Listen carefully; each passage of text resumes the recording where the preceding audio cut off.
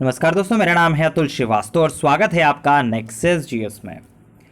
तो पर्यावरण के धमाकेदार 30 सवालों में आपका स्वागत है। और आज इन्वायरमेंट से रिलेटेड टॉप 30 क्वेश्चंस के बारे में डिस्कस करेंगे जो आपके एग्जामिनेशन में पूछे जाने की संभावना सबसे ज़्यादा रहती है। तो सबसे पहला क्वेश्चन है पर्यावरण संरक्षण अधिनियम से। तो जैसा कि आप सभी को पता है कि पर्यावरण संरक्षण अधिनियम से रिलेटेड क्वेश्चन आपके एग्जामिनेशन में पूछा जाता है। तो पर्यावरण संरक्षण अधिनियम द एनवायरमेंटल प्रोटेक्शन एक्ट जो है वो 1986 का है और भारत में वर्ष 1986 में पारित हुआ था और ये संपूर्ण भारत में लागू है। तो अगर आपसे पूछा जाए कि भारत में पर्यावरण संरक्षण अधिनियम कब पारित हुआ था, तो 1986 में पारित हुआ था। नेक्स्ट पॉइंट है, एक पुस्तक है जेई स्पेंसर साहब की। तो अमेरिकी भूगोलवेत्ता हैं जेई स्पेंसर और डब्ल्यू.एल. टॉमस। इन्होंने विश्व को करीब 11 सांस्कृतिक क्षेत्रों में विभाजित किया है। तो पूछा इस तरह से जा सकता है कि इंट्रोड्यूसिंग जो कल्चरल ज्योग्राफी पुस्तक है जेई स्पेंसर की और डब्ल्यू.एल. टॉमस की, उसमें विश्व को कितने सांस्कृतिक विश्व में भाग में बांटा गया है। तो करीब 11 भागों में विभाजित किया गया है। रिपीट कर देता हूँ। देखिए, अमेरिकी भूगोलवेत्ता हैं जेई स्पेंसर और डब्ल्यू.एल. टॉमस। इन्होंने विश्व को 11 सांस्कृतिक क्षेत्रों में विभाजित किया है। नेक्स्ट पॉइंट भी डिस्कस कर लेते हैं। पृथ्वी शिखर सम्मेलन से रिलेटेड क्वेश्चन पूछा जाता है आपके एनवायरमेंट में। तो संयुक्त राष्ट्र संघ द्वारा पर्यावरण और सतत विकास पर पहला जो पृथ्वी शिखर सम्मेलन हुआ वो आपका वर्ष 1992 में हुआ और रियो डी जेनेरियो ब्राज़ील में हुआ। जून 2012 में पृथ्वी शिखर सम्मेलन का आयोजन पुनः आपका रियो डी जेनेरियो ब्राज़ील में किया गया, जिसे रियो +20 के नाम से जाना जाता है। तो पूछा जाता रहा है कि पृथ्वी शिखर सम्मेलन का आयोजन कहाँ पे हुआ था, तो रियो में हुआ था। नेक्स्ट है, वातावरण में जो व्याप्त जो नाइट्रोजन है, ऑक्सीजन है, इनके बारे में बात करें तो सबसे ज़्यादा प्रभाव किसका है। तो वातावरण में सर्वाधिक जो प्रतिशत है नाइट्रोजन का है और वायुमंडल में nitrogen, oxygen, argon, carbon dioxide इत्यादि गैसें उपस्थित हैं। शुष्क वायु में घनत्व के अनुसार सर्वाधिक मात्रा जो है नाइट्रोजन की होती है। नाइट्रोजन करीब 78.08% है, ऑक्सीजन करीब 20.95% है, ऑर्गन वहीं पे 0.93% के आसपास है। कार्बन डाइऑक्साइड जो है 0.04 है, नियॉन जो है 0.002 है, हीलियम आता है 0.0005 है। तो ये सारा का सारा है। इवन क्वेश्चन भी आपका इस तरह से बन जाता है कि वातावरण में जो सर्वाधिक प्रतिशत है वो किस चीज़ का है, तो नाइट्रोजन का है। नेक्स्ट पॉइंट पे डिस्कस कर लेते हैं। ईपीए के बारे में बहुत पूछा गया है। ईपीए एग्जैक्टली होता क्या है। ईपीए जो होता है इन्वायरमेंटल प्रोटेक्शन एजेंसी होती है। संयुक्त राष्ट्र अमेरिका की संघीय एजेंसी है और इसकी स्थापना वर्ष 1970 में की गई, 1970 में की गई। और ये मानव स्वास्थ्य और पर्यावरण संबंधी नियमों के निर्माण और प्रवर्तन से रिलेटेड है। तो डायरेक्टली पूछ लिया जाता है कि ईपीए का फुल फॉर्म क्या है, तो इन्वायरमेंटल प्रोटेक्शन एजेंसी इसका फुल फॉर्म है। नेक्स्ट पॉइंट है, बात करेंगे भूमंडलीय हेक्टेयर की। एग्जैक्टली है क्या। पारिस्थितिकी जो पदछाप है, इकोलॉजिकल फुटप्रिंट जो है, उसके माप की इकाई भूमंडलीय हेक्टेयर होती है। तो पूछा जाता है कि पारिस्थितिकी पदछाप के माप की इकाई क्या होती है। तो पारिस्थितिकी पदछाप माप की इकाई है वो आपका भूमंडलीय हेक्टेयर है। नेक्स्ट पॉइंट है, जैवमंडल के बारे में बात करें। बायोस्फीयर इसको इंग्लिश में बोला जाता है। तो जैवमंडल या फिर बायोस्फीयर जो है मिट्टी, शैल, जल तथा वायु की पतली परत है जो पृथ्वी के चतुर्दिक आवरण मंडल के रूप में व्याप्त सबसे बड़ा पारिस्थितिकी तंत्र है, जिसके साथ जीवित जीव मतलब जो आपका लिविंग थिंग्स होती हैं तथा यह जो मंडल है जीवों का एक भरण पोषण करता है। तो पूछा इस तरह से जाता है कि पृथ्वी का जो सर्वाधिक वृहद पारिस्थितिकी है वो कौन सा है, तो जैवमंडल होता है। नेक्स्ट पॉइंट है, नेक्स्ट पॉइंट भी डिस्कस कर लेते हैं। और क्या पूछा जाता है आपके एग्जामिनेशन में इन्वायरमेंट से रिलेटेड, क्योंकि इन्वायरमेंट का सेक्शन जो है लगातार अपडेट हो रहा है, इंक्रीज कर रहा है। और यूकेलिप्टिस से क्वेश्चन पूछा जाता है।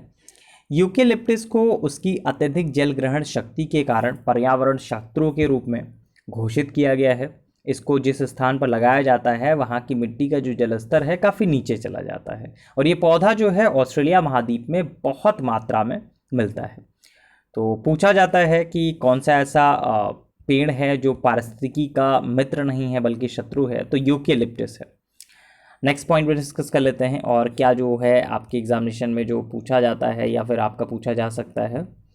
तो जैव विविधता के बारे में बात करें तो किसी पारिस्थितिकी तंत्र में विद्यमान जो सजीव प्राणियों होती हैं उनकी विविधता को ही जैव विविधता के रूप में परिभाषित किया गया है। इससे एक रिलेटेड फैक्चुअल चीज़ पूछी जाती है जैव विविधता अधिनियम के बारे में। तो जैव विविधता अधिनियम जो है 2002 के प्रावधानों को कार्यान्वित करने के उद्देश्य से भारतीय राष्ट्रीय जैविक विविधता प्राधिकरण की स्थापना 2003 में की गई। इसका मुख्यालय कहाँ है? ये आपका चेन्नई तमिलनाडु में स्थित है। तो भारतीय राष्ट्रीय जैविक विविधता प्राधिकरण कब स्थापित किया गया था? 2003 चेन्नई में स्थापित किया गया था। नेक्स्ट पॉइंट में बात कर लेते हैं। नेक्स्ट पॉइंट भी डिस्कस कर लेते हैं और क्या क्या चीज़ें हैं जो आपके एग्जामिनेशन में पूछी जाती हैं और आपको पता होनी चाहिए। जैसे आपका टाइगर रिजर्व के बारे में है, इससे रिलेटेड क्वेश्चन पूछा जाता है। तो कुछ टाइगर रिजर्व हैं जो एग्जामिनेशन ओरिएंटेड हैं, उनके बारे में हम लोग बात करेंगे। जैसे बांदीपुर हो गया कर्नाटका में है, जिम कार्बेट हो गया उत्तराखंड में है, कान्हा हो गया मध्य प्रदेश में है, मानस हो गया असम में है, मेलघाट जो हो गया महाराष्ट्र में है, पलामू झारखंड में है, रणथंभौर बहुत पूछा जाता है राजस्थान में है, सिमलीपाल जो है वो उड़ीसा में है, सुंदरवन भी बहुत पूछा जाता है पश्चिम बंगाल में है, पेरियार आपका केरल में है, सरिस्का राजस्थान में है, इंद्रावती जो है छत्तीसगढ़ में है, बुक्सा के बारे में पूछा जाता है पश्चिम बंगाल में है, नामदफा बहुत पूछा जाता है अरुणाचल प्रदेश में है, दुधवा तो फिलहाल उत्तर प्रदेश का ही है तो इस वजह से तो पूछा ही जाता है दुधवा के बारे में और पता भी होना चाहिए आप लोगों को बहुत अच्छे से। चलिए नेक्स्ट पर डिस्कस कर लेते हैं और क्या क्या पूछा जाता है आपके एग्जामिनेशन में। वैसे कमलांग के बारे में पूछा जाता है क्योंकि ये रीसेंट है तो कमलांग पूछा जा सकता है। कमलांग जो है अरुणाचल प्रदेश में है, ओरंग भी अभी रीसेंट का है तो असम में है तो ये भी आपका पूछा जाता है। राजा जी उत्तराखंड बहुत पूछा गया है एग्जामिनेशन में और पूछा जाता रहा है। मुडुम मलाई के बारे में पूछा जाए तो तमिलनाडु में है। काजीरंगा असम में अभी चर्चा में ही था क्योंकि असम में काफ़ी ज़्यादा बाढ़ आई थी। पेंच जो है वो आपका महाराष्ट्र में है। डंपा भी पूछा जाता है मिज़ोरम में है। पन्ना मध्य प्रदेश में है, काफ़ी पूछा जाता है। और एक पेंच मध्य प्रदेश में भी है, ये भी बहुत पूछा जाता है। नेक्स्ट है ओजोन परत के बारे में बात करें तो ओजोन परत जो है मुख्यतः स्ट्रेटोस्फीयर मतलब समताप मंडल के निचले हिस्से में पृथ्वी से लगभग 15 से 35 किलोमीटर की ऊंचाई पर पाई जाती है और इस परत की जो अधिकतम ऊंचाई है वो करीब 55 किलोमीटर तक बताई जाती है। लेकिन ओजोन का जो परत है उसके बोल सकते हैं उसके रूप में संकेंद्रण करीब 15 से 35 किलोमीटर तक ही है। तो ये सूर्य की हानिकारक पराबैंगनी किरणों को पृथ्वी पर आने से रोकती है और सूर्य से आने वाली हानिकारक पराबैंगनी विकिरण से त्वचा कैंसर होने का खतरा रहता है।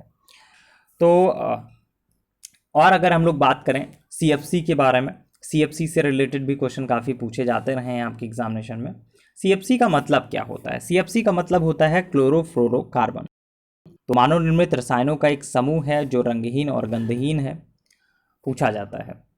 नेक्स्ट पॉइंट पे डिस्कस कर लेते हैं और क्या क्या जो है वो बहुत पूछा जाता है और आपको पता होना चाहिए अगर आप इन्वायरमेंट पेपर दे रहे हैं। कोई भी अब तो एग्जामिनेशन कोई भी आप देंगे इन्वायरमेंट से रिलेटेड क्वेश्चन पूछे जाते हैं। वालपराई के बारे में बात करें तो वालपराई नगर जो है तमिलनाडु में स्थित है और ये आपका वृक्षारोपण की विशिष्टता के लिए बहुत ज़्यादा प्रसिद्ध है, बहुत ज़्यादा पूछा जाता है।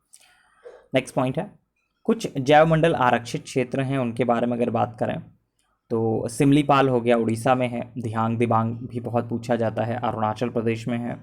नोकरेक हो गया मेघालय में है। शीत मरुस्थल मतलब कोल्ड डेजर्ट जो है वो आपका हिमाचल प्रदेश में है।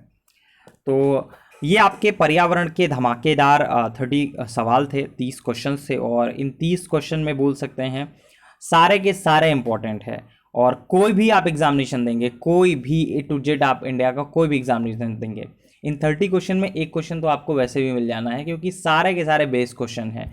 वर्ल्ड एनवायरनमेंट डे 5 जून को होता है, ये भी बहुत पूछा जाता है और आपको बहुत अच्छे से पता भी होना चाहिए।